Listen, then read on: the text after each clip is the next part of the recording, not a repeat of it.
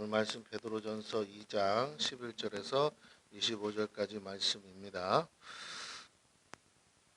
베드로전서 2장 11절에서 25절까지 말씀, 그 중에 19절과 20절 말씀을 함께 합독합니다. 19절과 20절 말씀입니다. 찾으신 줄 알고 합독하겠습니다. 시작. 부당하게 고난을 받아도 하나님을 생각함으로 슬픔을 참으면 이는 아름다우나 죄가 있어 매를 맞고 참으면 무슨 칭찬이 있으리요. 그러나 선을 행함으로 고난을 받고 참으면 이는 하나님 앞에 아름다우니라. 아멘. 계속해서 이어서 말씀을 증거하려고 합니다. 오늘 제목은 하나님께 아름다운 자유라는 제목으로 함께 은혜를 나누겠습니다. 자, 구원받은 성도에게 자유가 주어졌습니다. 그런데 이 자유는 우리가 생각하는 그런 자유가 아니라 축복과 저주를 선택할 수 있는 자유입니다. 동시에 하나님을 택할지 나 자신을 택할지 결정할 자유가 있습니다. 즉 다시 말해서 하나님께 순종할 것이냐 하나님 말씀을 거절할 것이냐 하는 자유가 있다는 것이에요. 그 말은 저와 여러분에게는 다시 말해 죄를 지을 자유도 있고 죄에서 떠나 죄를 대적할 자유도 있다라는 것입니다. 자, 죄와 싸워 이길 능력이 있다는 말이기도 합니다. 문제는 우리가 이 자유를 제대로 누리지 못하고 사용하지 못한다는 것이요. 구원받기 전과 다를 바 없는 것으로 죄에 묶여 살고 싶지가 않다는 것입니다. 세상에서 우리는 그런 죄들을 지지는 않습니다. 우리가 도덕적이고 윤리적이고 또 법에 어긋날 만큼 그렇게 잡혀갈 만큼 처벌을 받을 만큼의 죄를 짓고 살고 있지도 않습니다. 하지만 우리는 죄인인 것이 분명하고 도대체 무슨 죄를 짓고 있느냐? 방금 말한 것처럼 축복의 삶이 있고 저주의 삶이 있어요. 생명의 삶이 있고 사망의 삶이 있습니다. 여러분, 믿음의 삶이 있고 불신앙의 삶이 있어요. 하나님께 순종하는 삶이 있고 불순종하는 삶이 있어요. 여기에서 우리는 계속적으로 갈등하고 고민하면서 온전하지 못할 때가 많이 있다라는 것이죠. 이제 우리 자신의 영적 상태를 제대로 깨닫고 우리가 할 일은 우리 영혼과 삶을 망하게 하고 지옥으로 끌고 가려는 사단의 괴계를 간파해서 그것을 파하는 강력을 사용해야 한다라는 것입니다. 예수님이 친히 말씀해 주셨죠. 기도 외에는 이런 유가 나가지 않는다. 기도 외에는 사탄은 떠나지 않습니다. 사단의 결박은 풀어지지 않습니다. 여러분, 우리가 기도하면 왜 그게 풀어지고 마귀가 떠나가느냐? 우리가 대단해서냐? 그렇지 않아요. 우리가 예수 이름을 사용한다면 그때 영적인 세계에서는 그 예수 이름에 합당한 역사가 일어난다는 거예요. 여러분이 어떻게 생각하든 상관없이 눈에 안 보이죠. 그러나 반드시 일어납니다. 첫 번째가 우리의 기도가 하나님 앞에 상달됩니다. 두 번째가 그 기도에 응답이 옵니다. 이 역할을 중간에 누가 합니까? 천사가 하는 거죠. 그래서 우리가 영적인 얘기를 하자면 우리가 기도하는 일이 영적인 일이라는 거. 왜? 영적 존재들이 활동하기 때문에 우리의 기도의 대상이 하나님이시. 하나님은 영이시라. 그러므로 우리가 기도하는 일만큼 영적인 게 없는 거예요, 여러분. 하나님께 하는 것이기 때문에. 공중에다 대고 나 하소연하는 게 아니라 살아계신 하나님께 하는 것이기 때문에 이보다 영적인 일이 있을 수가 없습니다. 그래서 기도하셔야 돼요. 하나님도 내 집은 만민이 기도하는 집이다 했습니다. 하나님이 영이신데 보이지 않는 하나님께 기도하면 하나님이 그곳에 살아계심을 알 수 있어요. 또 하나님이 응답하셔요. 마음의 응답도 주시고 삶의 실제적인 응답도 주십니다. 그러므로 우리가 하나님과 함께하는 것을 알고 깨닫고 누릴 수 있는 유일한 방법이 뭐냐? 기도하는 거예요. 그런데 기도하면 천사가 우리의 기도를 받아가고 우리의 묶여있는 삶이라든지 우리의 어려움이라든지 우리를 방해하는 많은 장애물들이 하나님이 천군 천사를 각 기도의 내용에 따라서 보내신다는 거예요. 우리 다니엘서 보면 분명히 나오죠. 천사가 이미 우리 다니엘이 기도 시작할 때부터 하나님은 그 무슨 기도할 줄 아시고 천사를 미리 파견하셨다. 물론 기도가 응답되는 데는 여러 가지 변수가 있다고 했습니다. 그거 거기까지 설명하는 건 오늘 내용은 아니니까. 그렇지만 중요한 건 영적 존재인 천사들이 활동한다. 응답을 받아오는 천사가 있다. 우리의 기도를 가지고 가는 천사가 있다. 그러면 중간에 그것을 가만히 보고 있을까요? 마귀가 역사하겠죠. 왜? 자기의 세력이 방해받을 수 있어요. 자기가 해놓은 많은 일들이 다시 흐트러질 수 있기 때문에 마귀도 그 일에 방해합니다. 무슨 방해를 할까요? 여러분 천사를 막기도 하겠죠. 그러나 천사를 막을 방법은 없어요. 천사를 어떻게 할 수가 없어요. 마귀가. 그럼 어떻게 하느냐가 중요해요. 우리가 기도하지 못하게 합니다. 첫째는 우리가 믿음을 잃게 합니다. 기도해도 안 되는 것 같으니까 어떻게 해요? 믿음을 잃게 해서 기도를 중단하게 한다. 응답받기까지 해야 되는데 기도를 중단하게 한다. 어떤 사안이 너무 커. 이거 도저히 불가능할 것 같아. 그래서 기도를 엄두도 안 내는 거. 그것도 사단이 방해하는 것일 수 있다라는 겁니다. 여러분 이렇게 말씀드리면 좀 이상하게 들릴지 모르지만 세상에서 큰 일은 없어요. 세상에서 안 되는 일 빼고 못할 일은 없어요. 아시겠죠?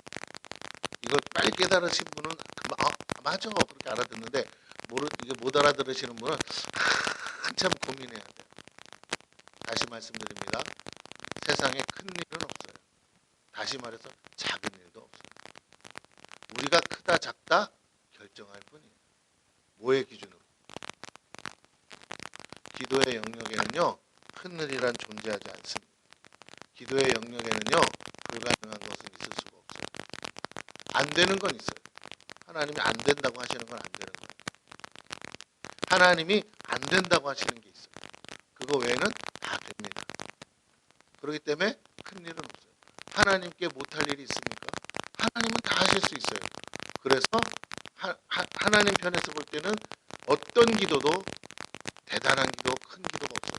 다 가능한 거예요. 그래서 오죽하면 주님이 뭐라고 그랬어요? 겨자씨만한 믿음이라도 사용하면 그 기도를 얘기하는 거예요.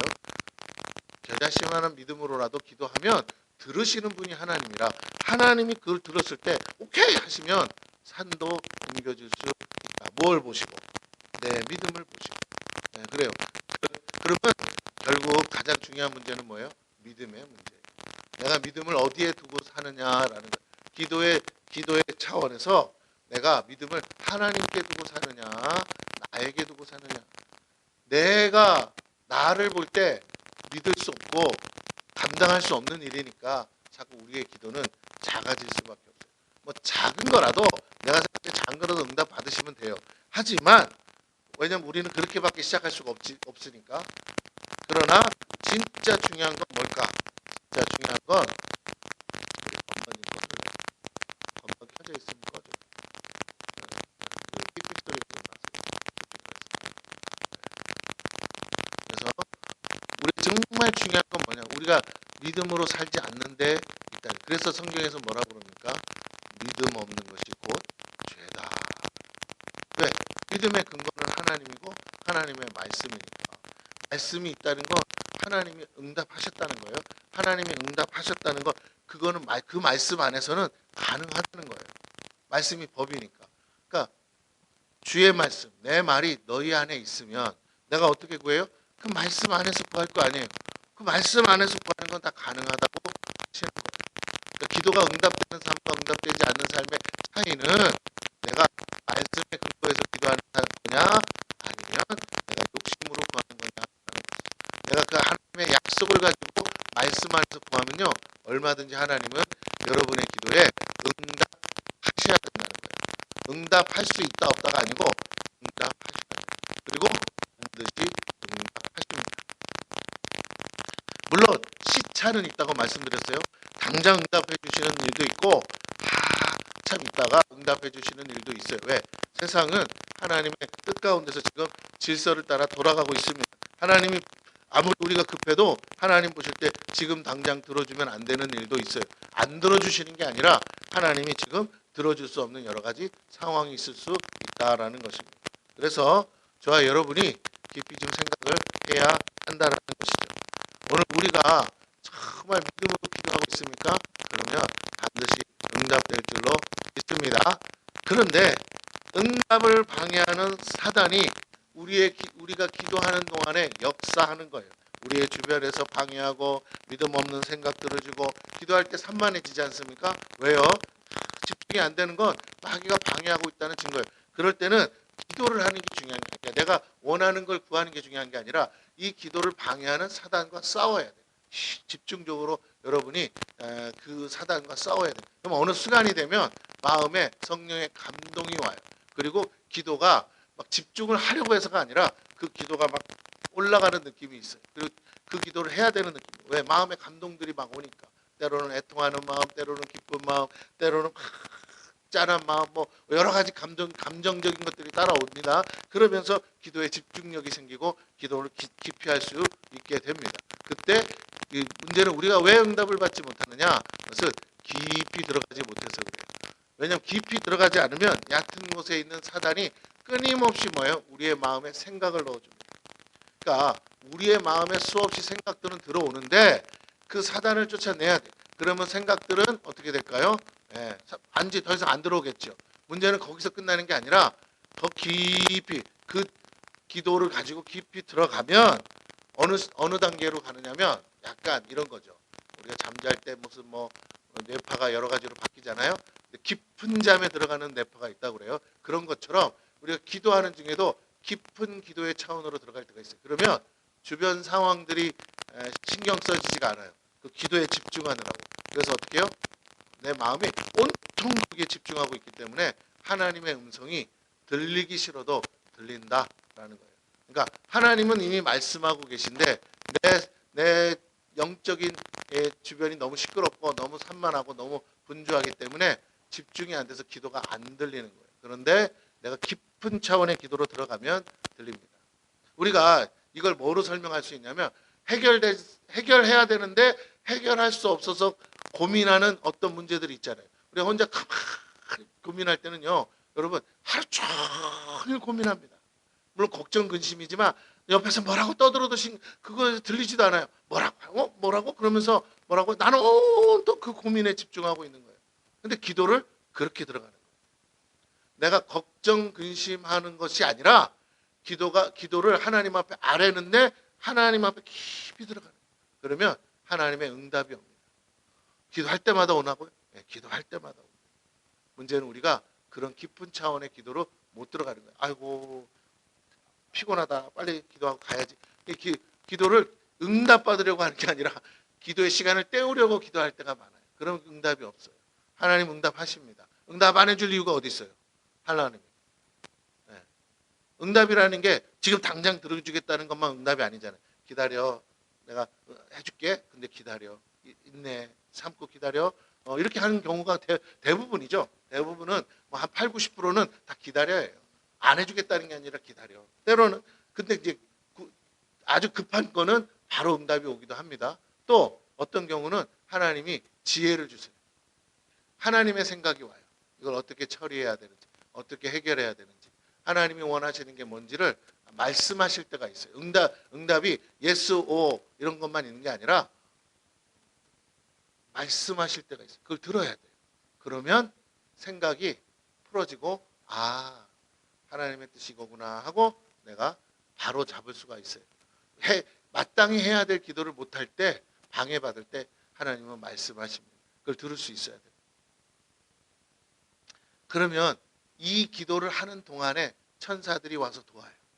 그리고 기도를 방해하는 마귀들을 끊임없이 부정적인 생각, 잘못된 생각, 잡념 이런 것들을 주는 수없는 생각으로 역사하는 어둠의 권세들을 천사들이 물리쳐줘. 또 내 삶에 여러 가지가 묶여 있어요. 보이지 않죠. 그러나 묶여 있어요. 뭐 어떤 경우는 돈으로 묶여 있을 수도 있고 질병으로 묶여 있을 수도 있고 관계가 틀어져서 묶여 있을 수도 있고 해결할 수 없는 문제들이 가득해요.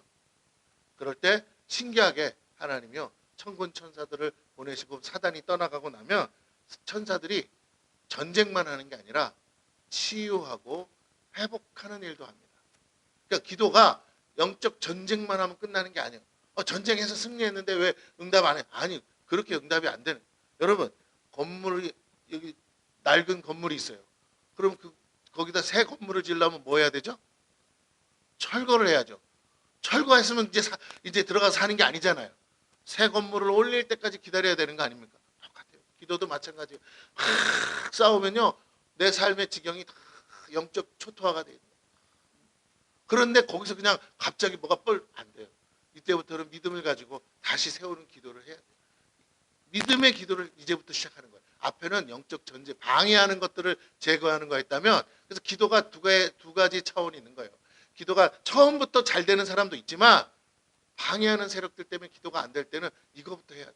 이 영적 전쟁이 얼마나 갈지 모르지만 이것이 돼야 돼요. 그러면 기도가 집중이 되고 깊은 기도가 들어가고, 깊은 기도가 들어가면 여러분 응답이 오고, 그러면서 믿음이 오고, 그러면 시간은 문제가 안 돼요.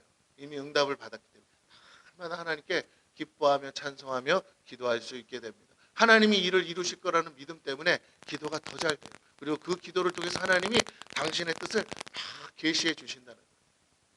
우리가 이 정도의 기도의 깊이로 들어가야 합니다. 그리고 그렇게 여러분의 삶이 해결돼야 돼요. 풀어져야 돼요. 사단은요, 우리가 그런 깊은 기도의 차원에 못 들어가게 해요. 못 들어가게. 여러분, 평안이 있을수록 깊은 기도의 차원에 들어가시기를 축원합니다.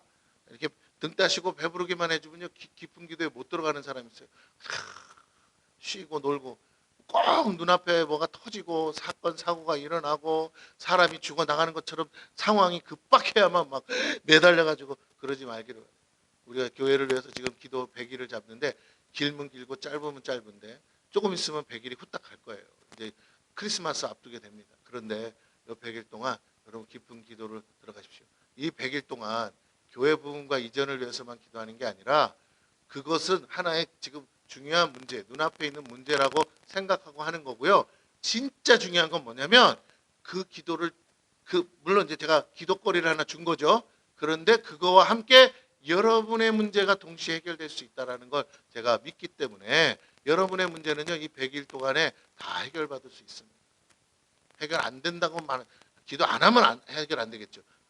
교회와 그의 나라와 의라며요. 그의 나라와 의가 뭐예요? 교회잖아요. 교회를 위해서 기도하십시오. 교회 부흥을 위해서 기도하세요. 교회 이전을 위해서 기도해요. 여러분의 생각에는 교회도 좋은데 뭐 또 이전을 합니까? 예, 이럴 수도 있고요. 또 돈도 없는데 무슨 이전을 합니까? 이럴 수도 있고, 사람도 없는데 뭔 이전을 합니까? 이럴 수도 있어요. 이유는 뭐 갖다 붙이면 천지백갈인데, 제가 저번에도 말씀을 드렸죠. 따라해 보세요.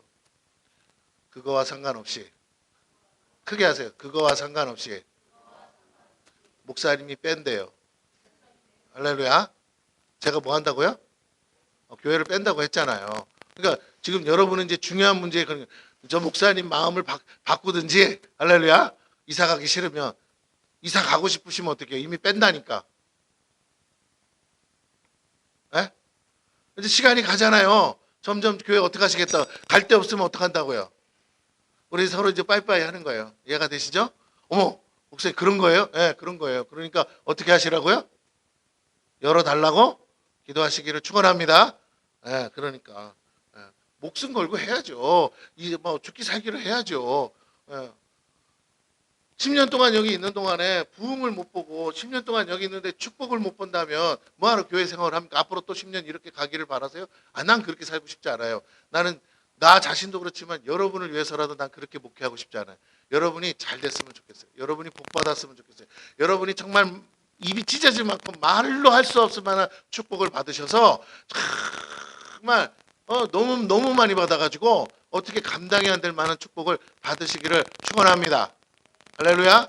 옆 사람에게 진짜 믿음으로, 나도 그런 복 받을 거라는 믿음으로 옆 사람 축복했어요. 그냥 입이 찢어지는 복을 받으세요. 시작. 할렐루야. 말하라는데도 안 하는 분들이 있어요. 좀 입이 찢어질 만한 복 받으시기를 바랍니다. 좀 그랬으면 좋겠어요. 자, 그런데 그렇게 하려면 이 기도를 들어가야 된다. 이 100일 동안 처음에는 영적 전쟁을 속에서, 왜? 믿음도 안 와. 아유, 교회 어디로 간다는 거야? 아유, 목사님이 뭐 이런데 알아보라는데, 보니까 비싸. 여기보다 더 좋은 건 알겠는데, 어이구, 무슨 돈으로 가냐? 뭐 이런 생각도 들고, 사람도 없는데 목사님 사람을 채워야지, 사람도 안 채우고 뭘 어디로 간다 그럽니까? 막 이런 생각도, 수많은 사단의 생각들이 옵니다. 그런데 재밌는 건 제가 생각했어요. 저도 이 말을 하고 고민을 했다니까요. 제가 주님 제가 미친 거 아니죠? 멀쩡한 교회 냅두고 어디로 간다는 겁니까? 이 성전을 채워야지 어디로 간다는 겁니까? 아니 뭐 미친놈이 하나 와서 이상한 짓 했다고 그래서 그것 때문에 교회를 빼다니요. 내가 미친 거 아닙니까? 막 이러면서 저도 기도하면서 믿음이 안 올 때 막 해요. 근데 하나님이 이 말씀을 하나 주셨어요. 뭐냐면 첫 번째 주신 거는 뭐냐면 교회 개척할 때 내가 뭐라고 그랬지? 그랬더니 주님이 사람이 막 이 지역에 사람들이 많이 몰려온다고 하셨어요. 그래서 그 말씀을 받았어요. 그런데 그래서 사실은 그 말씀 때문에 안 빼려고 그랬어요. 빼기는 뭘 빼? 그냥 저 비어있는 3층이나 더 얻어버리지. 이 생각으로 했는데 하나님이 이런 마음을 주시는 거예요. 사람 많이 오면 그릇을 뭐 해야 돼요? 준비해야지. 그릇을 준비해야지. 그래요. 그래서 제가 그렇구나.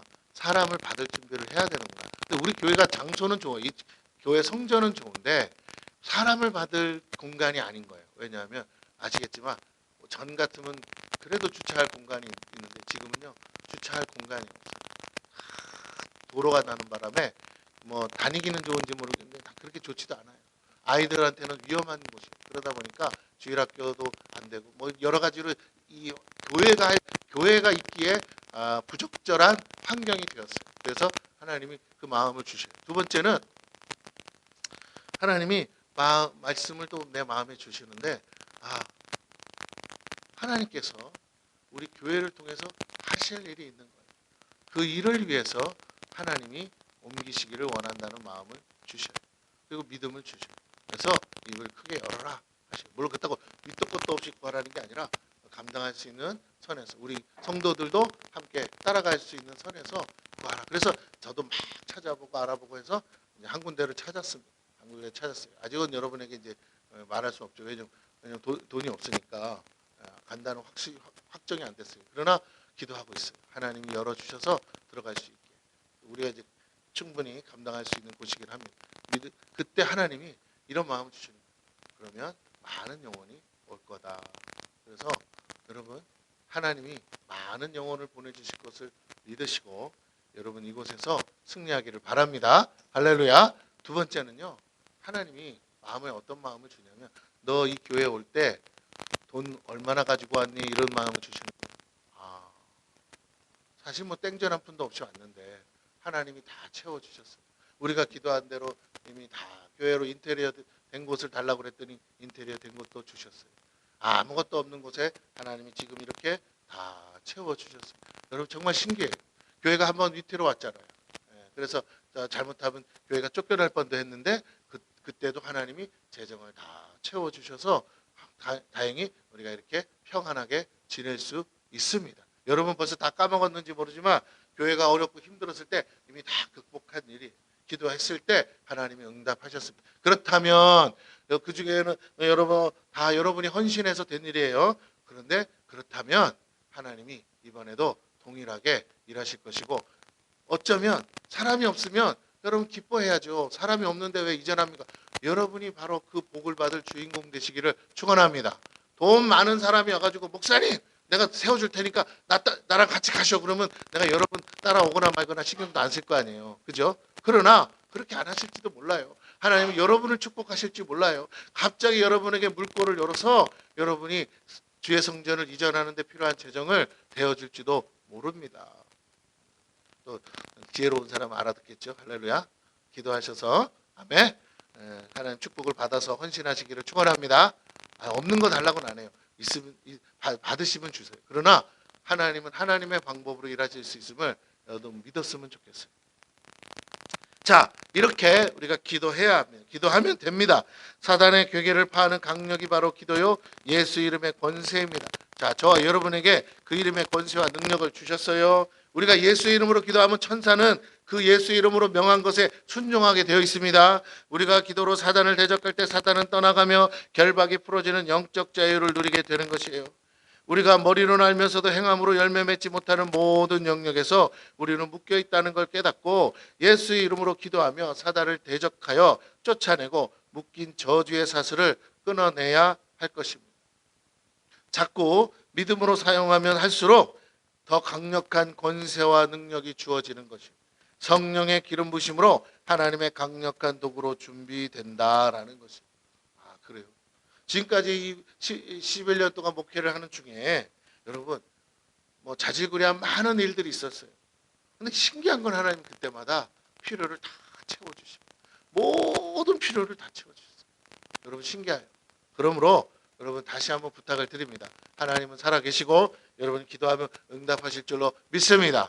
근데 맨날 나의 믿음의 수준에 맞춰 조그만 거 자꾸 그렇게 그것만 만족하고 살지 않아요. 여러분 사실 그렇게 그 정도에 만족하고 살고 싶은 게 아니시잖아요. 그죠? 그러면 이제 믿음을 어떻게 해야 돼요? 사용하셔야 돼요. 이제 내가 갖고 있는 믿음의 지금까지 살아왔던 믿음의 한계를 뛰어넘어서 이제는 정말 교회를 위한 거니까 주의 나라와 의를 위한 거니까 여러분 입을 크게 여시고 구하시기를 축원합니다. 할렐루야. 아니, 안 돼도 여러분한테 뭐 책임 안 돌아가요. 네, 교회 가냐 마냐만 결정되는 거예요. 근데 다시 한번 저는 저 자신에게 결단한 거예요. 왜 내가 빼겠다고 여러분에게 공포하냐면 그렇게 안 하면 나도 기도 안 할 것 같으니까. 아이고 안 되면 그 전까지 그랬어요. 작년까지는 그랬어요. 기도하는데 하나님 재정도 안 주고 안 빼주시면 갈 때도 안 주시면 그냥 또 올 한 해 넘어가지 하고 그냥 그렇게 살았어요. 그랬더니 시간만 가더라고요. 그래서 이번에는 내가 작정을 한 거예요. 아이 이판 사판이다. 뭐 이게 뭐 부흥도 안 하는데 내가 이렇게까지 고생하면서 목회하는 건 성도들한테도 아니다. 그래서 이번에는 정말로 내가 작정을 하고 하나님 앞에 목숨 걸고 하는 거예요. 오죽하면 어떻게 해요? 하나님 이번에 안 도와주시면요. 나 그냥 다 때려치고 쿠팡에 가서 알바를 할래요. 먹고 살아야 되잖아. 그죠? 그러니까 나 뭐 여러분 다 흩어지면 나는 뭘 먹고 살아요. 그러니까 나 그렇게 할 거니까 하나님이 나를 쓰실 거라면 어떻게 해요? 이번에 응답해 주세요. 내가 하나님 좀 협박하고 있어요. 여러분. 그러니까 아무래도 하나님 들어주시지 않을까 믿습니다. 아멘? 뭐 그런 협박을 한다고 꿈쩍하실 분은 아니지만 그래도 제가 마음의 결단을 했어요. 아 그래 목사가 이런 결단을 해서 믿음의 승리를 해야지 자꾸만 내가 성도들한테 기도시키면서 내가 그렇게 안 하면 안 되지. 그래서 이번엔 제가 여러분과 상관없이 제가 믿음의 결단을 했습니다. 그러므로 하나님 반드시 응답해 줄 거라고 믿습니다. 그러니 걱정하지 마시고 여러분이 그게 함께 동참하셔서 여러분도 그 일에 주역이 되고 더불어서 여러분이 그 축복의 주인공이 되시기를 축원합니다. 할렐루야. 아멘. 네, 그 옆 사람에게 이미 응답된 줄로 믿고 복 받으셨네요. 시작. 네, 그럼요. 복 받으셨어요. 그러니까 믿음을 쓰세요. 날성 검처럼 우리의 혼과 영과 관절과 골수까지 찔러 쪼개는 주님의 말씀을 성령의 검으로 사용하셔서 사단을 대적하면 거짓과 어둠의 영인 사단은 진리의 빛 대신 주님의 말씀을 비출 때 무너지고 떠나게 된다라는 것이에요. 불가능하지 않습니다. 가능합니다. 수없이 많은 교회들이 그런 가운데 지금 하나님의 역사들을 다 이루었습니다. 이렇게 사단이 우리 삶에서 자꾸만 떠나고 사단이 세워놓은 견고한 진입하에서 축복된 삶을 선택하지 못하게 하는 수많은 저주와 흉악의 결박이 끊어질 뿐 아니라 그렇게 자유한 자들로서 우리가 드리는 기도가 능력이 되어 우리뿐만 아니라 더 많은 영혼들, 묶여있는 영혼들을 풀어내는 하나님의 군사가 될 줄로 믿습니다. 여러분 이번 일을 통해 우리가 믿음의 결단을 하고 승리하면요, 여러분 하나님 쓰시기에 좋은 믿음의 일꾼들이 되는 거예요. 그때부터는 여러분이 기도하는 것들이 막 줄기차게 응답될 거예요. 왜? 이 큰 일을 이루었는데 그 믿음을 쓰는데 왜 여러분의 그 개인적인 사소한 기도들까지 하나님이 응답 안 하시겠습니까? 내가 그런 믿음을 가졌는데 그때 하나님의 나라가 우리 가운데 임하게 될 줄로 믿습니다. 오늘 말씀을 통해 이 자유에 대해 우리가 조금 더 구체적으로 나눠보겠습니다. 11절 보겠습니다. 사랑하는 자들아 거리민과 나그네 같은 너희를 권하노니 영혼을 거슬러 싸우는 육체의 정욕을 제어하라. 자, 육체의 정욕을 한마디로 말하면 뭡니까? 옛사람의 습관이라고 했어요. 구원받지 못하고 거듭나지 않은 혼과 육의 습관을 말합니다. 욕심을 따라 사는 삶이죠. 누구나 다 욕심이 있어요. 좋게 말하면 자기의 야망일 수도 있고 비전일 수도 있으나 그러나 궁극적으로는 욕심이에요. 하나님이 허락하지 않은 것을 구하면 그게 다 욕심이 됩니다. 욕심이 잉태한 즉 뭐가 되고 죄를 낳고 죄가 장성한 즉 뭐라고요? 사망에 이른다. 그러므로 우리의 영혼을 좀먹고 우리를 사망으로 이끄는 이 욕심을 따라 육신의 정욕을 따라 사서야 안 되겠죠. 그러므로 이것은 재갈을 물리듯 제어되어야 된다라는 통제받아야 합니다. 가장 큰 문제는 육체의 정욕은 무엇을 방해합니까? 영혼을 거슬러 싸우는 악이라 했어요. 그래서 바울도 그러죠. 오라 나는 공부한 자로다. 이 사망의 몸에서 누가 나를 건져내. 내 안에서 하나는 생명의 성령의 법이, 하나는 죄와 사망의 법이 싸우는 것을 경험한다는 거예요. 내 마음이 원하는 대로 살고 싶은데 그건 하나님의 뜻이 아니야. 하나님의 뜻대로 살고 싶은데 내 마음과 육체는 기쁘지가 않아. 이렇게 갈등한다는 거죠.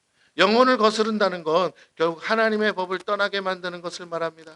하나님의 말씀보다 내 욕심을 따라 사는 것을 의미해요. 육체의 정욕은 우리의 몸과 마음의 쾌락을 줍니다. 그리고 거짓된 만족을 준다는 것이에요. 목회자가 해야 될 가장 부담스러운 일이 뭐냐면 성도들의 믿음이 없는 것을 알면서도 믿음에 도전을 해야 한다는 거예요. 무리를 걷는 일을 벌려야 돼요. 자꾸 움츠러들면 안 돼요. 장로님들이 와서, 권사님들이 와서, 누구 또 집사님들이 와서, 아유 목사님 말이 됩니까? 어떻게 그런 일을 벌립니까? 안 되면 어떻게 하려고 안 되는 리스크들을 얘기하면서 겁을 주고 그러다가 잘못되면 다 끝납니다. 막 이렇게 막 얘기하죠. 근데 한번 우리 생각해 보자. 믿음의 역사가 한 번도 일어나지 않은 교회에서 기도하는 성도는 도대체 뭘 믿는 건가요? 도대체 인생의 최대 위기가 왔을 때 그 교회가 어떤 문제도 해결하는 걸 본 적이 없고 어떤 상황도 기도로 극복한 걸 경험한 적이 없다면 어떤 믿음으로 그 상황을 해결하겠습니까? 이렇게 말하겠죠. 돌을 닦은 것처럼. 아이고 그냥 믿음으로 받아들이세요.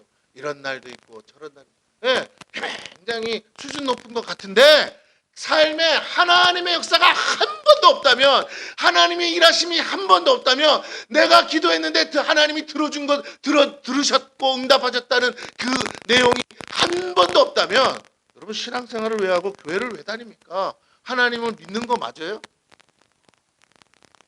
저 세상에 수많은 기독교 아닌 다른 곳에 다니는 수많은 종교인들도 거기서 기도하면 된다고 빌러 가잖아요. 그리고 나름대로 응답받았다고 하고. 그런데 왜 교회를 다니는 사람들이 안전한 게 최고야, 평안한 게 최고야, 아무 일 없는 게 최고야 라면서 그렇게 살고 있냐는 거예요. 하나님은 여러분이 결국 그렇게 살기를 원하지 않기 때문에 여러분에게 고난을 허락하시는 거예요. 여러분에게 채찍을 드시는 거예요. 여러분을 곤으로 모시는 거예요.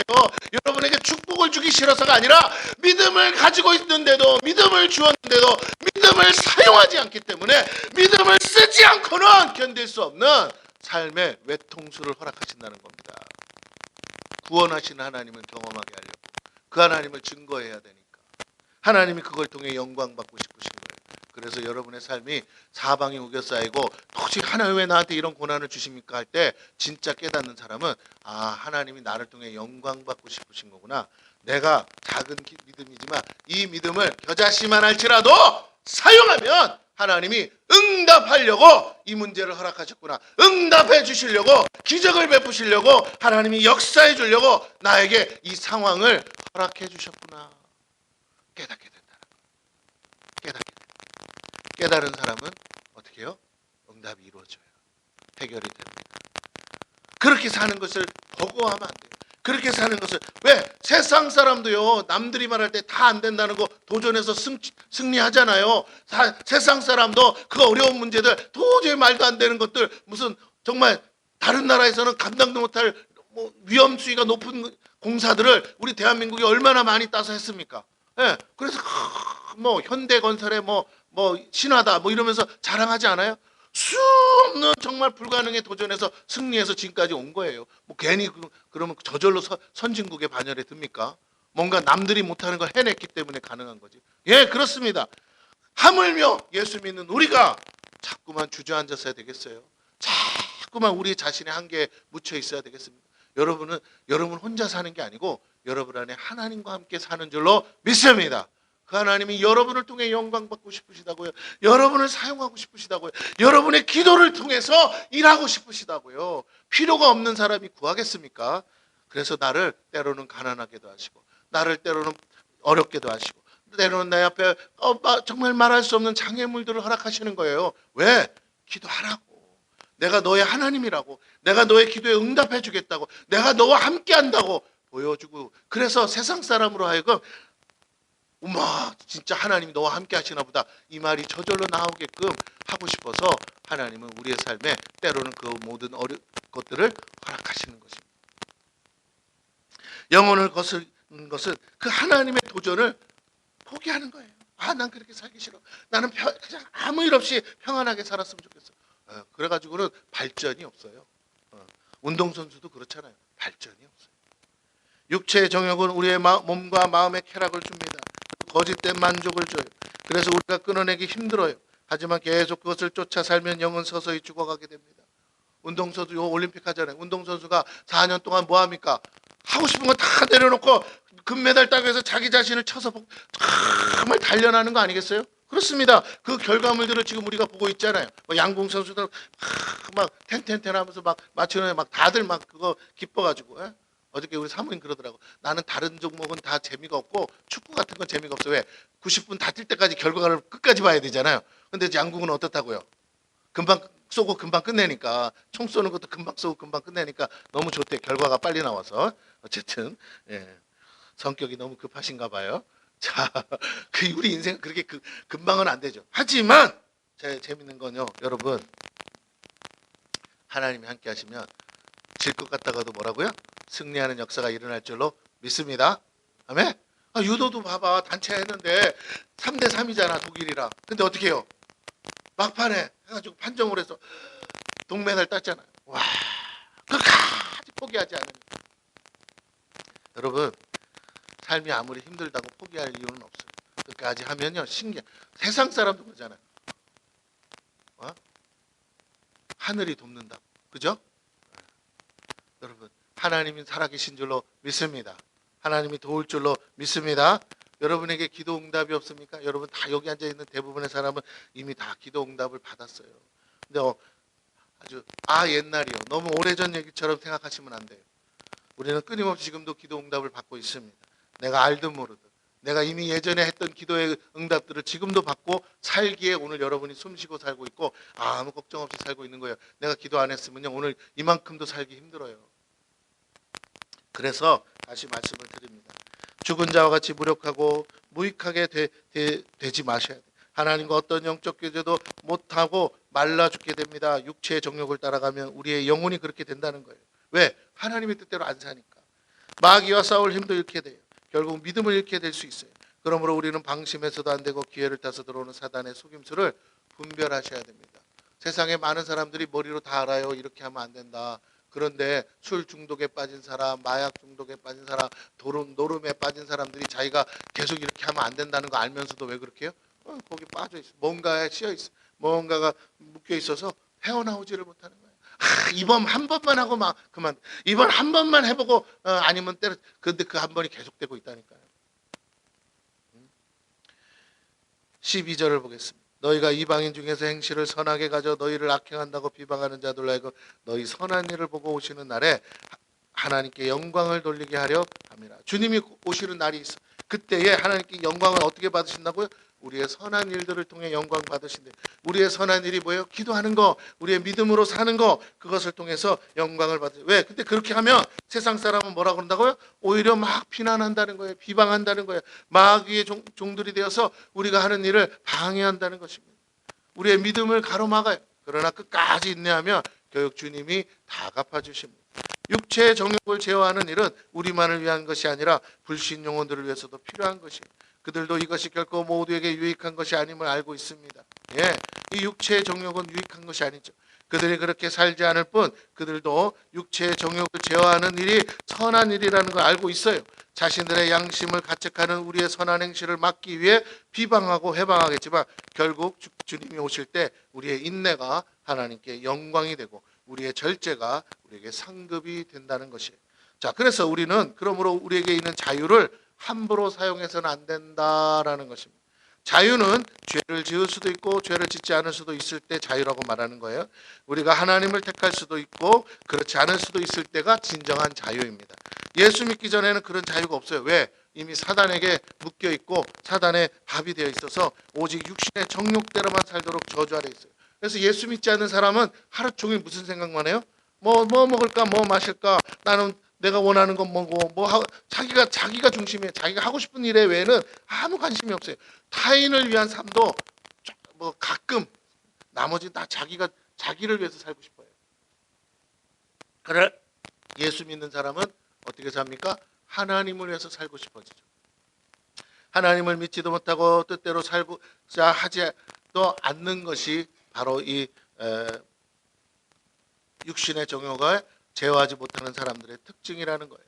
그러나 이제 예수 믿고 난 이후로 거듭난 우리들은 축복과 저주, 생명과 사망을 선택할 자유가 주어졌습니다. 그러므로 우리에게 지혜가 필요해요. 우리는 할 수만 있는 대로 축복과 생명을 선택하고 살아야 되는데, 그러면 뭐가 축복인지 뭐가 저주인지 어떻게 합니까?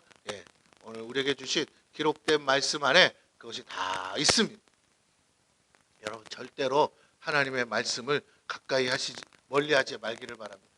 가까이 하세요. 그리고 주야로 묵상하시기를 바라요. 13절에서 16절입니다. 인간의 모든 제도를 주를 위해 순종하되 혹은 위에 있는 왕이나 혹은 그가 아껴가는 자를 징벌하고 선행하는 자를 포상하기 위하여 보낸 총독에게 하라. 곧 선행으로 어리석은 사람들의 무식한 말을 막으시는 것이라. 너희는 자유가 있으나 그 자유로 악을 가리는 데 쓰지 말고 오직 하나님의 종과 같이 하라. 자유를, 여러분 감옥에 간 사람을 모범수라고 풀어줬어요. 일찍 풀어줬어. 그랬더니 자유를 얻었다고 또 죄지러 가네. 여러분 이렇게 되면 되겠습니까? 오늘 우리가 신앙생활 한다면서 예수님이 나를 죄 가운데 건져주셨는데 또 내가 죄지으러 달려가서야 되겠느냐, 이 말인 거죠. 우리가 하나님 나라의 시민으로 등록된 성도로서 살아가고 있습니다. 여러분 어느 나라의 성도라고요? 하나님 나라에서. 하나님 나라가 어떤 나라예요? 완전한 나라예요. 죄가 없는 나라예요. 죄 없는 나라에서 죄 없이 사는 인생들이라면 얼마나 완전한 삶을 사는 사람들이에요. 그렇게 살아야 되는 시민권을 얻었어요. 그런 우리가 이 땅에 살면서 아이고 여기서는 여기 법대로, 로마 가는 게 로마의 법대로 하면서 막 살았어야 되겠냐, 이 말이에요. 우리의 퀄리티, 우리의 정체성을 우리가 잃어서는 안 돼요. 우리는 하늘나라 시민권을 가진 사람이에요. 그러므로 적어도 다른 사람에 비해 더 높은 수준의 기준을 가지고 우리가 살아가야 될 줄로 믿습니다. 할렐루야. 이게 진짜 신앙인인 거예요. 뭐 할 수 있다 없다의 문제를 차지하고 쟤네들은 된다는 거 하나님은 안 된대요 하시고 우리는 안 해야 된다는 거. 그렇다면 가장 완벽한 세상의 시민답게 이 땅의 제도에도 어떻게? 우리 당연히 순종해야겠죠. 즉 올바른 시민으로 준법 정신을 가지고 살아야 하지 않겠습니까? 세상 법도 못 지키는 사람이 어떻게 하늘나라 법을 지켜요? 베드로는 왕과 총독에게 순종하라고 합니다. 그들은 비록 불신자들일지라도 일반적인 법을 집행하는 권세를 받은 자들이에요. 로마의 시민답게 살아라, 그런 거죠. 이 권세는 누가 주셨다고요? 하나님이 주신 거예요. 이것을 인정한다면 그들에게 순종하는 게 아니라 그들을 통해 다스리는 하나님께 순종하는 것이에요. 물론 모든 법이 다 옳은 건 아니죠. 세상의 법보다 더 상위의 법인 하나님의 말씀의 법이 있고 때로는 그것과 상충할 때가 있겠죠. 그때는 상위의 법인 하나님의 말씀의 법에 먼저 순종해야 합니다. 황제를 숭배할 거냐, 하나님을 숭배할 거냐, 그럴 때 우리는 하나님을 택해야죠. 이거는 타협의 여지가 없는 거예요. 그런데 이 둘 다 목적은 악한 자를 징계하고 선행으로 어리석은 자들의 무식한 말을 막기 위함이다. 하나님의 법을 지키는 것도 세상의 법을 지키는 것도 결국 법을 어긴 사람들을 징계하기 위한 수단이라는 거죠. 그렇습니다. 그래서 시민은 자유인이에요. 그런데 그 자유를 누리기 위해서는 어떻게 해야 돼요? 준법해야 하는 책임이 따르는 것입니다. 책임이 없는 자유를 방종이라고 해요. 그런데 그렇게 무책임하게 살면서 자신의 자유를 강조하는 이기적인 사람들을 우리는 악한 자라고 말하는 것입니다. 어리석은 자들로서 불법하는 자들이 된다면 불법의 영인 마귀의 자녀임을 스스로 증명하는 것이 되기 때문에 세상 임금과 통치자가 우리의 신앙을 보고 통치하는 것이 아니라 우리가 그 법을 지키나 못 지키나를 보고 다스리는 것 아니겠습니까? 여러분 세상 대통령이 내가 예수 잘 믿냐 안 믿냐를 보고 나를 평가하는 게 아니잖아요. 정해진 법을 잘 지키냐 못 지키냐를 보고 평가해요. 비록 내가 목사라도 나는 뭐 해야 돼요? 이 나라의 국민으로서 법을 잘 지켜야 될 줄로 믿습니다. 그렇지 않으면 목사라도 여지없이 어디로 가야 돼요? 처벌받고 감옥에 가야 되는 것이에요. 그러면 내가 비록 세상에 어떤 이유든 간에 할 말은 많아도 변명할 것 많아도 감옥에 가게 된다면 하나님의 영광을 가리는 거 되지 않겠습니까? 물론 때로는 예수 믿는 것을 핍박해서 감옥에 갈 수도 있고 정말 우리의 신앙의 문제로 감옥에 갈 수도 있겠죠. 그럴 때는 우리가 타협할 수 없습니다. 그러나 그것이 아닌 일반적인 것들에 대해서는 우리가 지켜야 하지 않겠느냐라는 것입니다. 세상 임금과 통치자가 우리를 봤을 때 우리가 정말로 올바른 크리스찬이 되어야 되겠습니다. 그래서 우리는 우리에게 있는 영육간의 모든 자유함을 악을 가리는 데 쓰는 것이 아니라 선을 행하기 위해 써야 한다라는 거예요. 오늘날 교회에 크리스찬들이 점점 줄어들고 있는데 가장 많이 줄어드는 세대가 뭐냐 봤더니 30대와 40대예요. 오히려 20대는 교회를 잘 나온대요. 30대와 40대가 왜 자꾸 교회를 떠나냐 봤더니 목사님들이 말하는 목회 그 신앙의 내용이 너무 비논리적이고 비합리적이라는 거예요. 그래서 그들의 사고에는 납득이 안 되는 거예요. 이해가 안 되는 거예요. 그러니까 어떤 요즘 말로 하면 정치적인 신념 그런 게 중요한 게 아니고 목회자들의 논리가 너무 불합리하다는 거예요. 합리적이지가 못하니까 동의하기가 힘들다는 거예요. 그래서 교회를 예수를 믿기 싫은 게 아니라 교회를 나가는 게 너무 불편하다는 거예요. 왜? 너무 그냥 밑도 끝도 없이 막 요구하니까 막 믿으라고 막 요구하고 뭐 이렇게 막 그냥 그렇게 안 믿으면 다 때려 죽일 놈인 것처럼 말하고 지옥 갈 놈인 것처럼 막 말을 하니까 막 이 합리적인 사고를 하고 나름 다 자녀들이 배웠잖아요. 기본 대학을 우리나라 지금 대학률이 80%예요. 80%. 대학 진학률이. 대부분은 대학을 나와. 전문대부터 시작해서. 그러니까 배울 만큼 배웠어요. 이성이 있어요. 그러니까 그 이성으로 판단할 때 도저히 교회 다니는 사람들이 납득이 안 되는 거죠. 막 무식하기 짝이 없는 거예요. 그러니까 교회를 다니기 싫은 거예요. 여러분 다시 한번 말씀드립니다. 우리가 법을 지키는 일에 있어서는 정말 그 누구도 따라올 수 없을 만큼 우리가 법을 잘 지켜야 될 줄로 믿습니다. 할렐루야. 그래서 우리가 세상으로부터도 칭찬과 존경을 받아야 되지 않겠습니까? 죄인들이 숨는 곳이 교회라고 말하죠. 네, 맞아요. 근데 이유는 하나예요. 죄인이 왜 숨어요? 회개하려고. 근데 죄를 여전히 짓고 살기 위해서 교회로 숨는다? 그럼 그건 교회가 아니죠. 여러분, 교회는 죄를 지은 사람도 그것이 죄인 줄 가르쳐주고 회개시키는 곳인 줄로 믿습니다. 그래서 진짜 감옥에 가기 전에 여기서 먼저 교화가 일어나야죠. 그리고 내가 진짜 죄인이구나. 회개가 터져야 되지 않겠습니까? 그때 하나님의 은혜도 있을 줄로 믿습니다. 이게 중요한 거예요. 그런데 정작 죄인들이 와서 숨는데 과거의 삶은 묻지 않으니까 여전히 죄 가운데 살고 죄를 지으면서 계속 살고 있다는 것이 이 교회 안에 그런 막상 이제 교회 안에서 성도들끼리 친하게 지내다 보니까 맨 사기꾼인 거죠. 그러니까 사람들이 교회에 대한 실망감이 극대화되고 있다는 것이. 여러분 다시 한번 말씀드립니다. 사기꾼이 없는 건 아닌데 사기꾼은 뭐 사람 많은 곳에 가겠죠. 그런데 여러분이 올바로 서 있으면요. 여러분이 법을 지키면 사기꾼이 가까이 안 와요. 왜? 법을 지키겠다는데 사기꾼이 무슨 수로 속일 수 있습니까? 문제는 내가 자꾸 법 밖으로 나가려고 하니까 그걸 기회 삼아서 우리를 넘어뜨리는 것이라는 거예요. 오늘 여러분이 조금 고지고식한 사람처럼 꼰대 같을지라도 법을 지키는 일에 있어서만큼은 타협하지 않는 저와 여러분 되기를 축원합니다. 할렐루야. 예, 그럼요.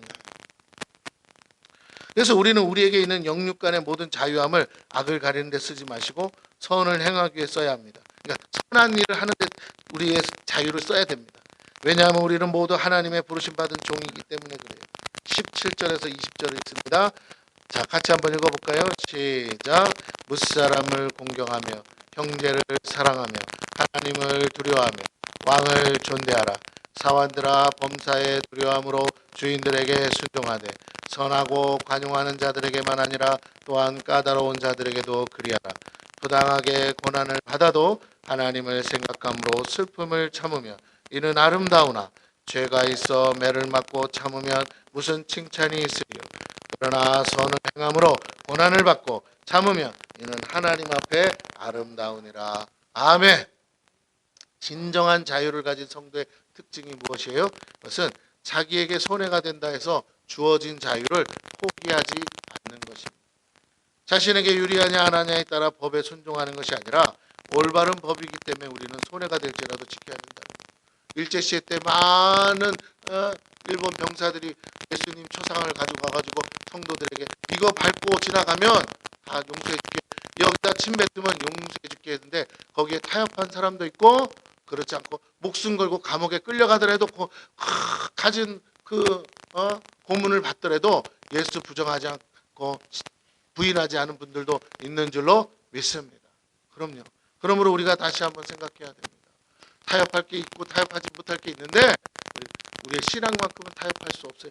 손해가 된다 할지라도 여러분 믿어야 되지 않겠습니까? 저번 주에 왔던 우리 선교사님이 했던 것처럼 꿈에 나타난 예수님을 이제 믿기로 작정하고 사실을 말했을 뿐인데 그것 때문에 칼을 맞고, 그것도 가족으로부터 칼을 맞고, 그래서 온 재산이 다 털리고 자기의 직업을 잃어버리고, 그래서 오갈 데 없는 인생이 돼버린 그 모슬렘, 지금은 이제 모슬렘이 아니죠.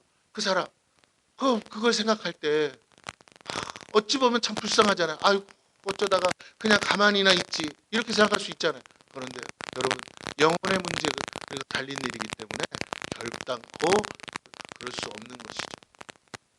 그렇기 때문에 오늘 우리의 믿음은, 우리가 뭐 그렇게 그런 위기 가운데 있지는 않지만 이런 하나님이 평안하게 예수 믿을 수 있는 환경을 주셨을 때 우리가 더 잘 믿어야 될 줄로 믿습니다. 그럼요. 하나님께서 보실 때 아름다운 신앙은 자기만을 위해 자유를 쓰는 것이 아니라 하나님과 모두를 위해 자기를 희생하며 선을 행하는 것 아니겠어요?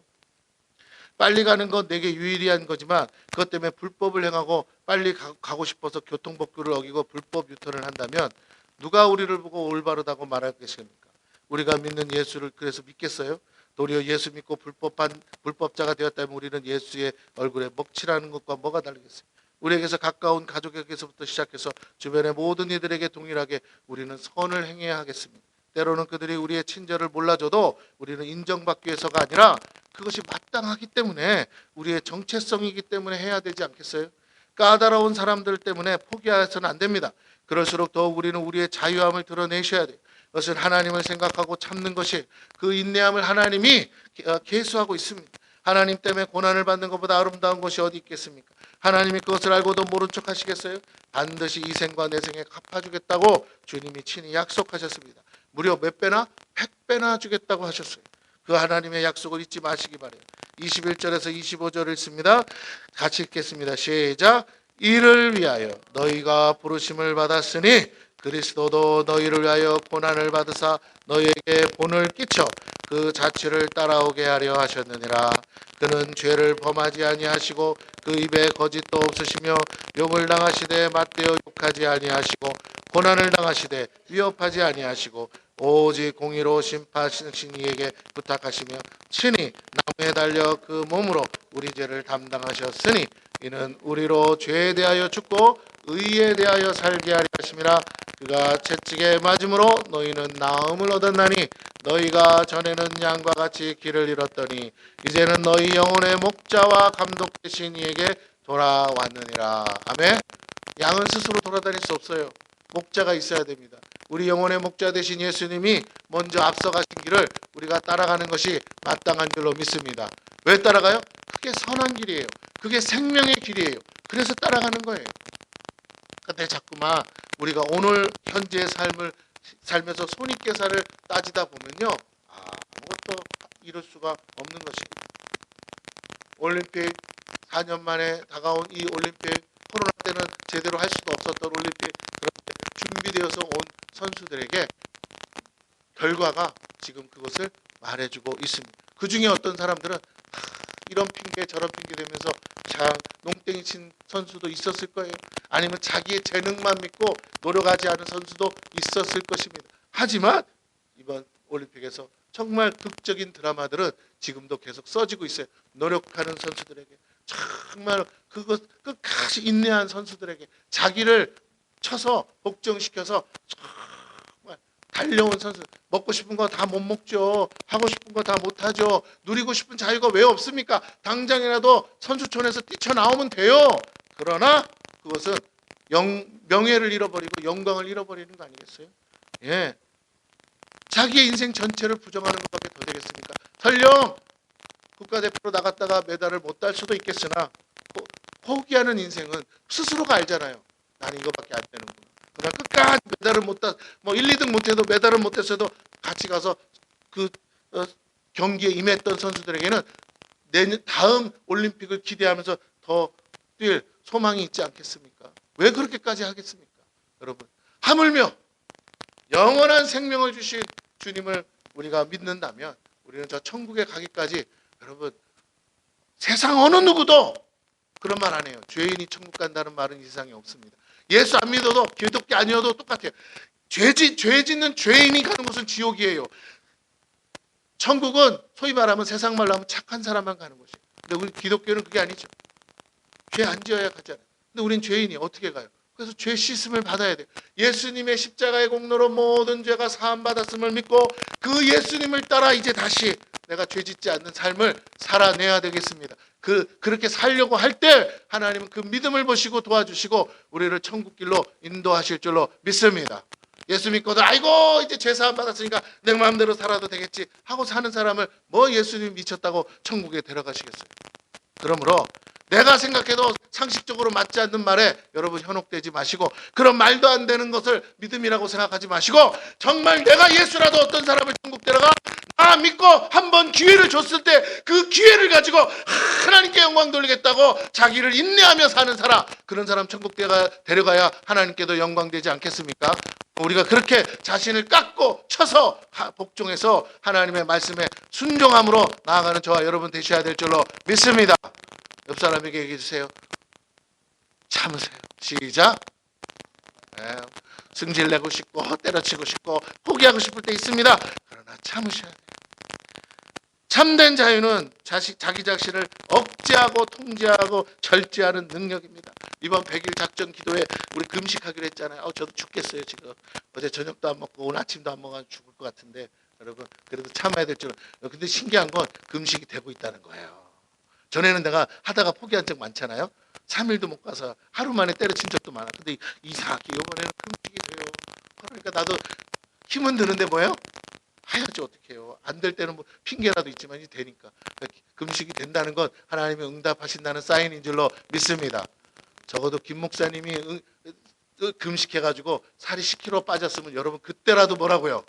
어머 이거 응답되는 일인가 보다 하고 기도에 열심히 내주시기를 축원합니다. 당장은 변화가 없으니까. 그래도 지금 살 빠지고 있어요. 저번 그랬잖아요. 내가 2kg 빠졌다고.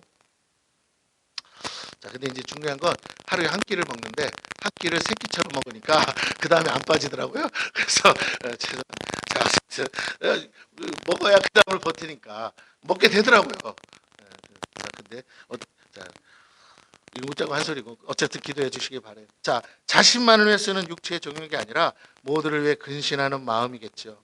종처럼 섬기려는 마음. 까다로운 자라도 구원하게 순종하고 존대해야 합니다. 왜냐하면 그 가운데 행하시는 주님을 믿기 때문에 주님 보실 때 아름다운 건 고난 속에서도 선을 행하는 거 아니겠어요? 이걸 위해 우리는 부르심을 받았고 주님도 그렇게 모범을 보이셨습니다. 즉 주께서 보이신 선행이 하나님을 영화롭게 할 뿐 아니라 우리의 구원을 이루었기 때문에 그렇다면 우리 안에 계신 주님은 우리의 영을 통해 당연히 우리의 육체의 정욕을 제어하고 영과 진리를 따라 우리가 하나님을 예배하길 원하시죠. 모든 판단을 하나님께 맡기고 우리는 부당하고 억울한 세상 속에서도 우리를 위해 죽으신 주님을 본받아 묵묵히 십자가의 길을 가야 하겠습니다. 진정한 예배는 우리 자신을 쳐서 거룩한 산제물로 드리는 거예요. 하고 싶은 거 다 하고 먹고 싶은 거 다 먹고 그렇게 막 살다가 하나님 잘못됐습니다 하고 오는 것이 아니라는 거예요. 이제부터는 우리 안에 있는 육체의 정욕과 유혹의 구습을 따라 썩어져가는 옛사람의 습관과 허망한 마음을 제물 삼아 죽여야 됩니다. 각을 떠서 주님께 드릴 때 우리의 상한 마음과 통회하는 눈물을 보시고 주님은 갚아주세요. 우리를 통해 주의 뜻을 이루시고 영광을 받으시며 많은 열매를 맺게 해 주신다는 거예요. 오늘 우리 갓 결혼할 사람 형제 자매가 이렇게 와 있는데 마음에 이런 생각이 있다고 쳐보세요. 에휴 살다가 마음에 안 들면 때려치지. 그럼 결혼하지 마. 그럴 거면 하지 마. 뭐하러 그래? 아니 좋아서 결혼했는데 그런 마음 가지고 무슨 결혼을 해. 될 것도 안 돼요. 그런 마음이 조금이라도 한 귀퉁이에 있다면. 살다가 그런 일이 있을 수는 있죠. 그러나 시작부터 그러고 막 사는 게 그렇죠. 뭐 여자가 이 여자밖에 없어. 그러고 하면 안 돼요. 아시겠죠, 형제님? 예. 자매밖에 없죠? 예? 이 세상에 여자가 몇 명 있어요? 한 명 있죠. 예. 나머진 다 그냥 누나고 그쵸? 동생들인 거야. 그죠? 예. 그러니까 그렇게 마음을 먹고 시작해야 되는데 어느 날 봤더니 자기야 내가 마음에 안 들면 어떡할 거야? 이혼하지? 그러면 이제 그때부터 난리가 나는 거예요. 이 말은 김날이 들으라고 한 소리야. 너가 잘해야 돼. 아이고 마음에 말 안 들어주고 나 위해서 안 살아주면 당장 때려치죠. 뭐 남자가 하나예요. 그렇게 하면 안 돼. 처녀 때 인기 많은 건 아무 의미가 없어. 이제는 뭐가 된 거야? 결혼하면 끝난 거예요. 그렇죠? 이제는 효과가 없어. 이제 이건 끝난 수표야. 그렇죠? 그러니까 이제는 임자가 있는 몸인데 그러면 되겠어요. 그러니까 그래서 이제 잘 되라고 제가 주례를 안 한다니까. 요새는 주례자가 없대요. 결혼식에. 그래서 내가 오늘 왔기에 예배를 빌어서 주례를 하는 거예요. 그렇죠? 주례자가 없다니까. 그래서 제가 부탁드립니다. 예. 이 세상에 남자 여자는 몇 명이라고요? 한 명이요. 왜? 하나님이 태초에 천지를 창조하실 때 남자 여자를 몇 명 창조하셨다고요? 한 명씩. 눈도 못 팔게 했어요. 맞죠? 딴 여자라도 만들었으면 어떻게 한다고요? 눈 돌릴까봐 눈도 안 돌아가게 딱 한 사람씩만 만들었다고요. 그 점을 아시고 여러분 행복한 결혼 되기를 축원합니다. 아멘. 그렇죠. 그래요. 와서 이쁘잖아요. 교회 와서. 그렇습니다. 오늘 그렇다면 오늘 우리가 그 하나님을 바라보고 온전하게 가야 되지 않겠느냐. 이것을 위해 우리는 부르심을 받았고 주님도 그렇게 모범을 보이셨대요. 즉 주님께서 보이신 선행이 하나님을 영화롭게 할 뿐 아니라 우리의 구원을 이루어 주셨기 때문에 그렇다면 우리 안에 계신 주님은 우리의 영을 통해 당연히 우리 육체의 정욕을 제어하고 싶으시다. 그렇기 때문에 우리가 거룩한 산제물로 우리 자신을 드려야 된다라고 말씀을 드렸습니다. 죄에 대하여 죽고 의에 대해 사는 것이 우리를 위해 죽으신 주님의 뜻 아니겠어요? 우리에게 자유를 주신 하나님의 뜻입니다. 물론 우리가 연약해요. 알고도 죄질 때 있고 넘어질 때 있습니다. 한 번으로 끝나면 좋은데 반복적으로 질 때 있어요. 제가 아까 말했죠. 서두에. 그것은 왜 그렇다고요? 악한 원수가 우리를 묶고 있어요. 기도하셔야 돼요. 기도해서 끊어달라고 요청하셔야 돼요. 예수의 이름으로 끊으셔야 돼요. 그래서 악한 사단의 결박이 끊어져야 어떤 우리의 삶에 내 의지로 안 되는 것들이 해결되는 기적이 일어날 줄로 믿습니다. 하나님의 미랄이 되어 더 많은 열매를 맺기 위해 우리 자신을 헌신하고 주님께 헌물하시는 저와 여러분이 되기를 축원합니다. 영과 혼과 육의 모든 곳에 진정한 자유와 기쁨이 충만할 것이고 하나님이 보시기에 아름다운 자유인이 될 줄로 믿습니다.